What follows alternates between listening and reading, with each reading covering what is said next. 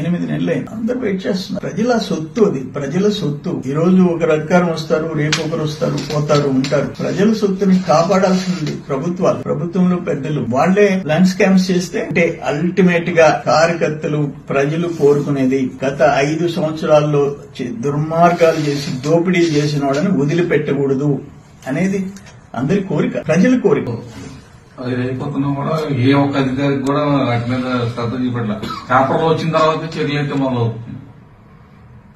అధికారులు ఇప్పుడు నేను ఒకటి అడుగుతాను, మీకు ఎందుకు ప్రజలు కట్టే పన్నులు ప్రజల రక్షణ కోసం, ప్రజల ఆస్తుల రక్షణ కోసం, రాష్ట్రం అభివృద్ధి కోసం మీరు ఉద్యోగాలు చేసేది ఎందుకు నిర్లిప్తత వ్యవహరిస్తున్నారు అర్థం కావటం లేదు. బ్యాక్ డోర్ లో వచ్చి మైనింగ్ లో, రెవెన్యూలో బ్యాక్ డోర్ లో వచ్చి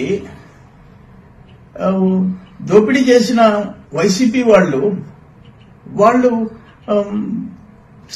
సేవ్ అయిపోతుంటే వాళ్ళు మళ్లీ ఆ ఆస్తుల్ని వాళ్లే స్వాధీనం చేసుకునే పరిస్థితులు వస్తుంటే ఏం మెసేజ్ ఇస్తాం రాష్ట్రంలో?